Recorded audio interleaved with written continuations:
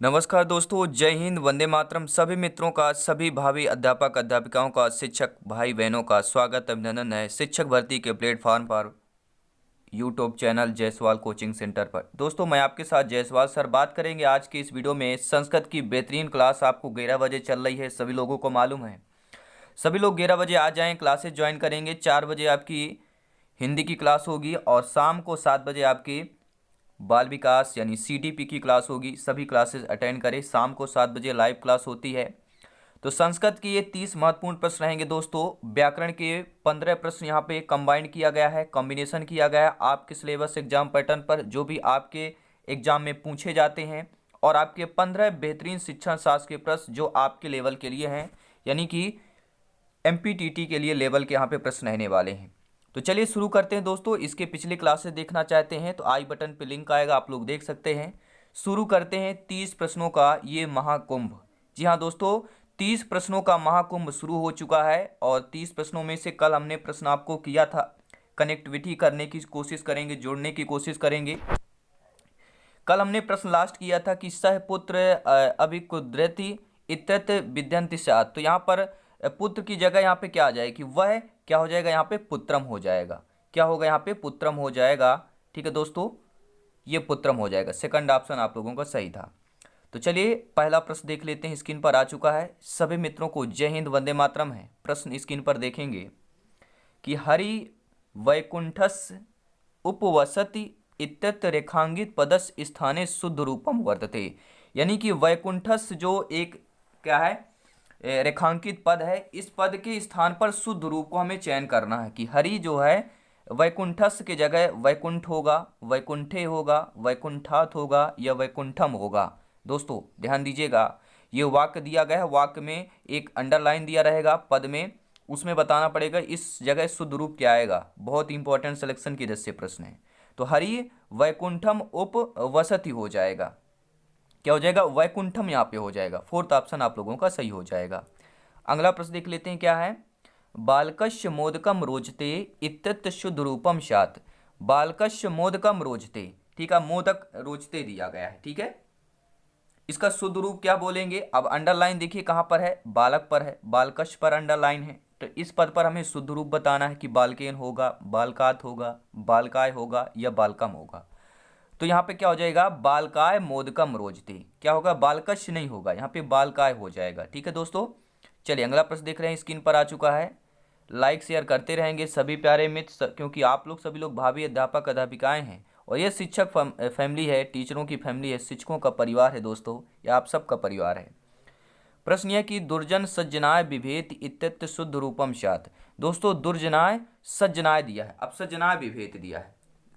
दुर्जन जो होते हैं सज्जनाय विभेति, तो सज्जनाय की जगह शुद्ध रूप क्या आएगा, सज्जनम आएगा, सज्जनेभ्य आएगा, सज्जनेन आएगा या सज्जनात आएगा।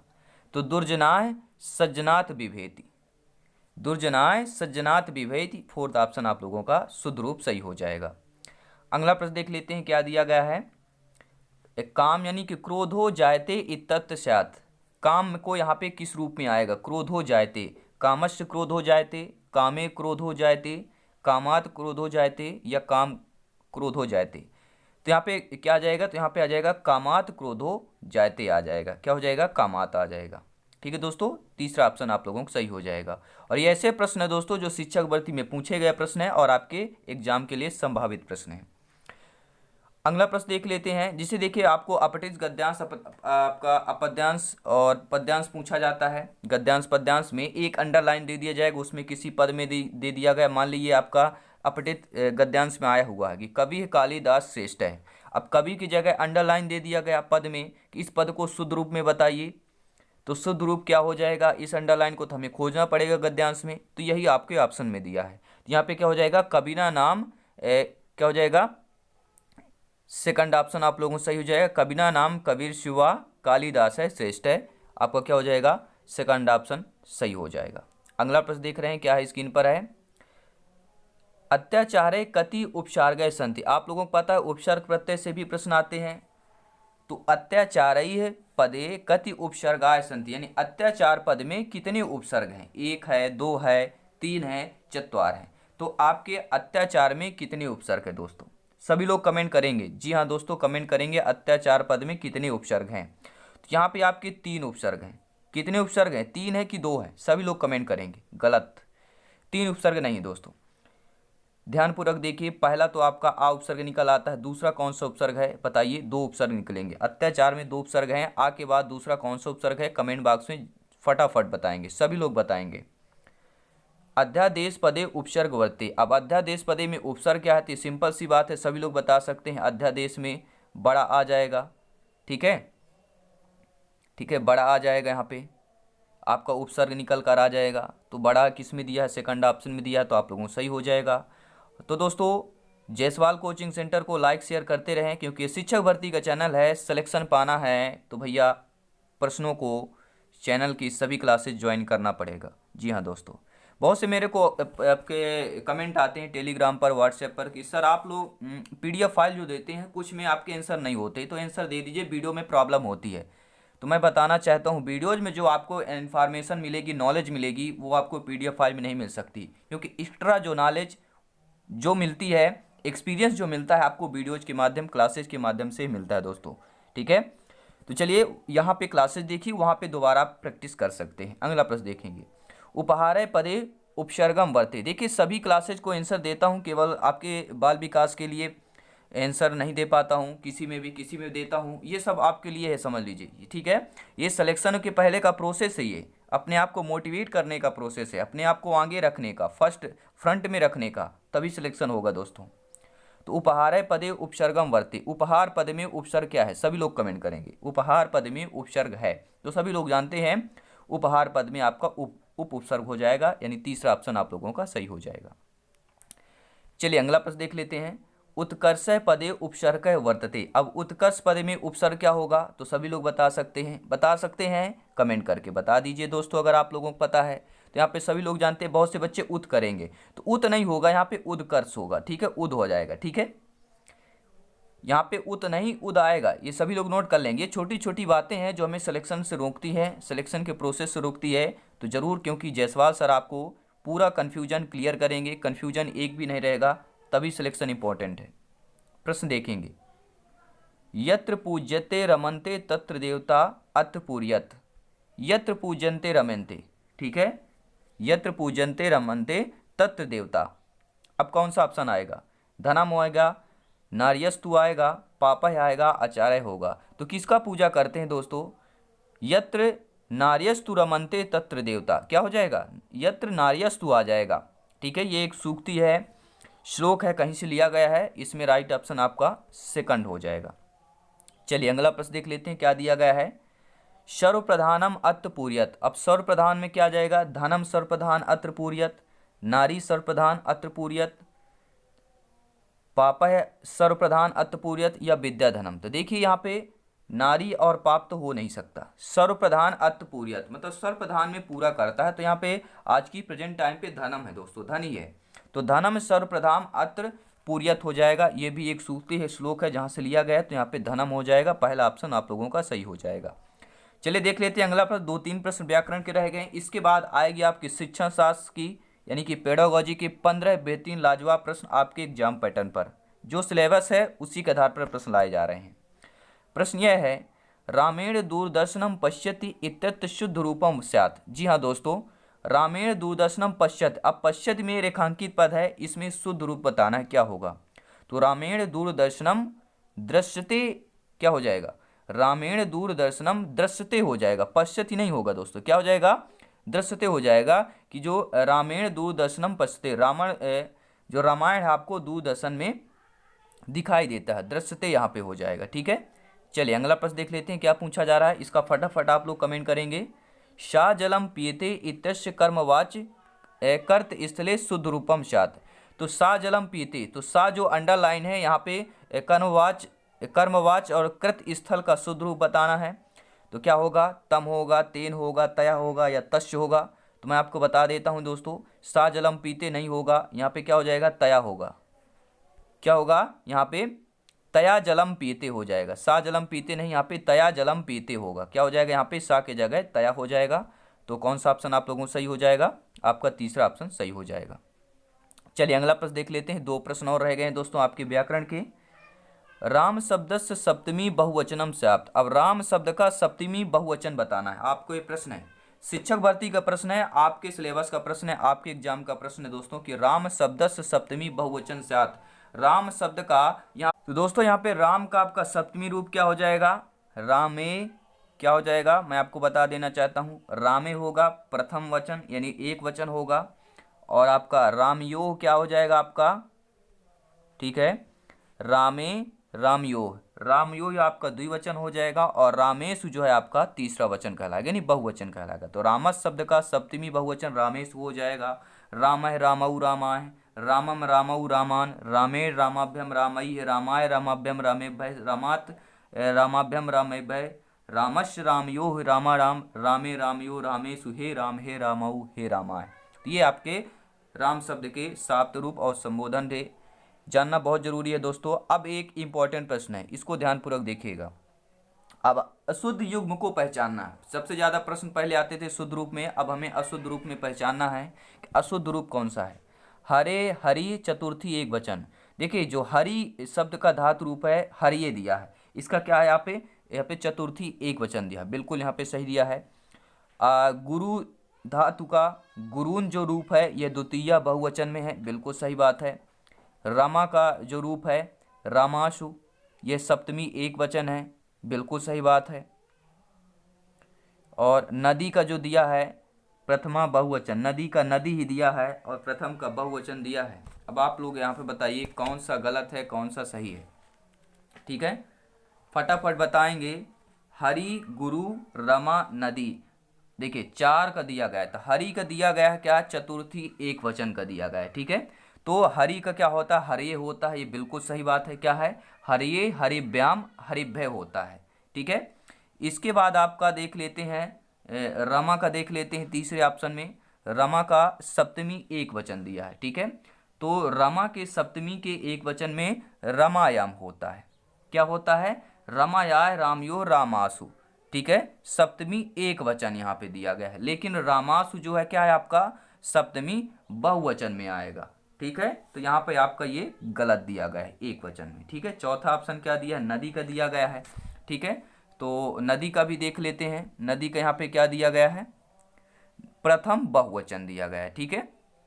तो प्रथम का बहुवचन क्या होता है यहाँ पे नद्दे होता है, ठीक है। तो आपका यहाँ पे रामाय का यहाँ पे दोनों ऑप्शन अशुद्ध दिए गए हैं वैसे कहा जाए तो, लेकिन अगर ऐसा आता है एक ऑप्शन में क्लिक करना हो तो फोर्थ ऑप्शन हम क्लिक करेंगे कि नदी प्रथमा बहुवचनम नहीं होगा, ठीक है। नदी का जो प्रथम बहुवचन होता है वह होता है नदी नद्यौ नद्दय होता है, ठीक है। क्या होगा, प्रथम बहुवचन क्या हो जाएगा, नद्दय होगा, ये सभी लोग नोट कर लेंगे, ठीक है। नदी का बहुवचन प्रथमा बहुवचन नद्दय होता है। तो लाइक शेयर करते रहें दोस्तों, मिलते हैं अभी आपके 15 बेहतरीन लाजवाब शिक्षण शास्त्र के प्रश्न करने वाले हैं, आइए देख लेते हैं। इसमें पहला प्रश्न स्क्रीन पर आ चुका है। सभी मित्रों को जय हिंद वंदे मातरम में दोस्तों, लाइक शेयर करते रहें। बेहतरीन लाजवाब प्रश्न होने वाले, शिक्षण शास्त्र यानी सिलेक्शन का नाम शिक्षण शास्त्र है, पेडागॉजी है दोस्तों, और पेडागॉजी जिससे आ गया शिक्षक बन गया, आपका सपना पूरा हो गया। प्रश्न देख लेते हैं।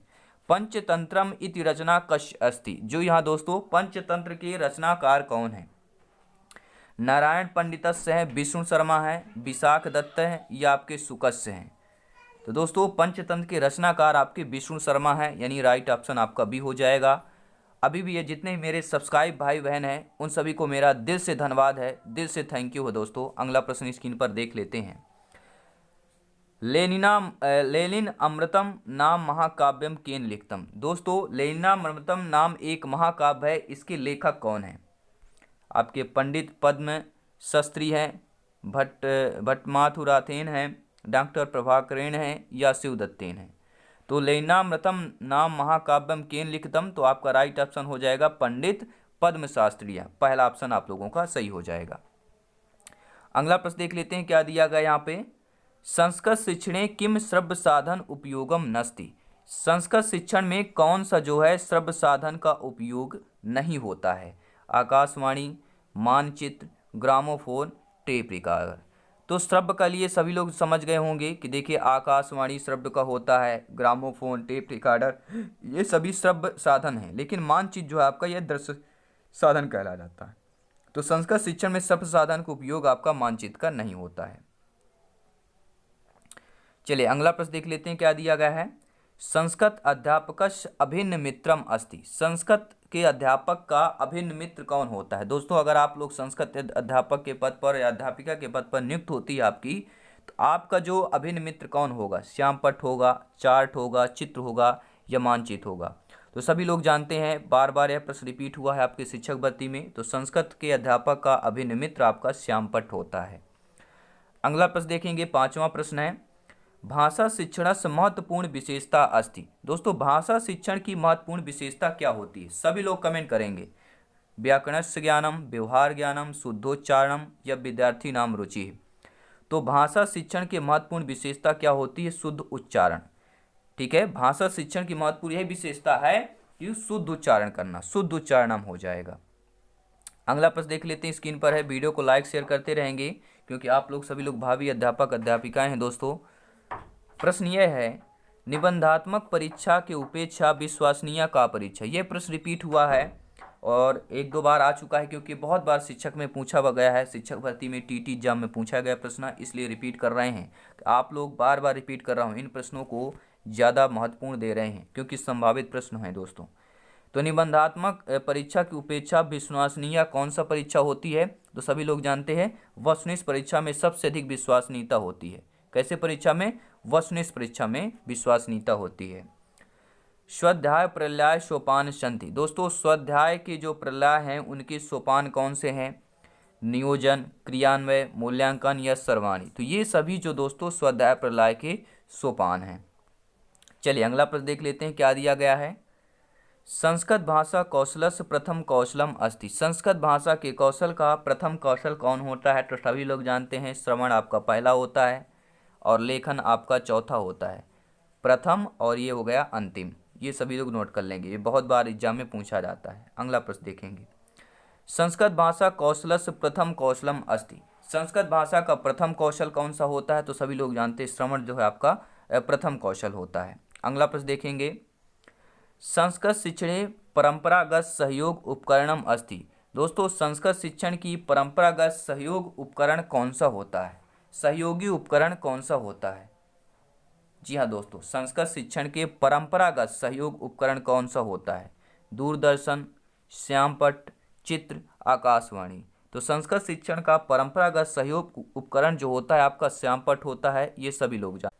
चलिए दोस्तों अगला प्रश्न देख लेते हैं, त्रिभाषा सूत्रे संस्कृत स्थानम वर्ते। जी हाँ दोस्तों, त्रिभाषा सूत्र का संस्कृत में क्या स्थान है? वैकल्पिक स्थान है, अनिवार्यता स्थान है, आवश्यक है या आपका नासत्य हो जाएगा। तो त्रिभाषा सूत्र का संस्कृत में क्या स्थान है? तो यह सभी लोग जानते होंगे लगभग। आपका त्रिभाषा सूत्र में जो संस्कृत का स्थान यहाँ पे वैकल्पिक रूप में रखा गया है। त्रिभाषा सूत्र है जिसमें आपका संस्कृत का स्थान जो है वैकल्पिक रूप में रखा गया है। अगला प्रश्न देखेंगे, उपचारात्मक शिक्षणेन किम भवति। दोस्तों उपचारात्मक शिक्षण कौन सा है?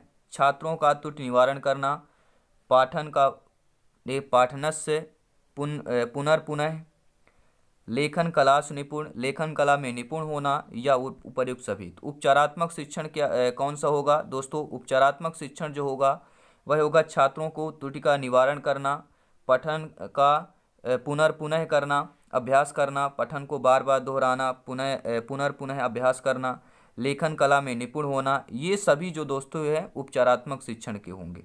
ठीक है, अगला प्रश्न देख लेते हैं,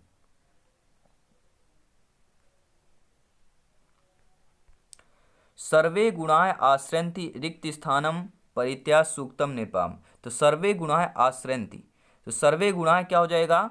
कांचनम आश्रयन्ति। सर्वे गुणाः कांचनम आश्रयन्ति, ऑप्शन नंबर बी आपका यहाँ पे सही हो जाएगा। चलिए अगला प्रश्न देख लेते हैं क्या दिया गया है। शिक्षण शब्दे मूल धातु वर्ते। ये बहुत बार पूछा गया इसलिए रिपीट कर रहे हैं दोस्तों। शिक्षण शब्द का मूल धातु कौन से है? तो सभी लोग जानते हैं शिक्ष धातु। शिक्षण शब्द का मूल धातु आपका शिक्ष है। चलिए अगला प्रश्न देख लेते हैं, स्क्रीन पर है, लेखन कला अत्यधिक महत्तम वर्ते। लेखन कला का अत्यधिक महत्व क्या होता है? मंचेषु यानी मंच होता है, नाट्य स्थलेषु यानी नाट्य का स्थल होता है, गृहेषु यानी गृह होता है, या विद्यालयेषु या विद्यालय होता है।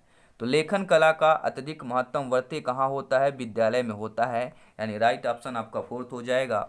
ये प्राइमरी टीचर टेस्ट के लेवल के प्रश्न थे। ठीक है दोस्तों, प्राथमिक शिक्षक भर्ती के लिए, अध्यापक के लिए आपका लेवल है, इस लेवल पे सभी प्रश्न कराए जा रहे हैं और यही आपके संभावित प्रश्न हैं और एग्जाम में बार बार पूछे जा रहे प्रश्न हैं। तो सभी इंपॉर्टेंट क्लासेज हैं। जितने मेरे भाई सब्सक्राइब करके आए हैं, सब्सक्राइब करके भाई बहन आए हैं, सभी को दिल से धन्यवाद है। दोस्तों अभी तक आपने इस चैनल की सदस्यता हासिल नहीं की, सब्सक्राइब नहीं किया, जरूर करें। इस फैमिली का हिस्सा बनने के लिए गौरव आपका अपने आप को गौरवान्वित करें कि हम अपने आप में गौरवान्वित है, इस शिक्षकों का परिवार में जुड़े हुए हैं। आप सभी लोगों का एक परिवार है और इस परिवार को लाइक शेयर करते रहें, मोटिवेट करते रहें, बढ़ाते रहें, ये आप लोगों का काम है। तो दोस्तों मिलते हैं नेक्स्ट क्लास में। जय हिंद, वंदे मातरम। सभी मित्रों को 4 बजे फिर आपकी हिंदी क्लास होगी, उसमें मिलते हैं। धन्यवाद सभी का।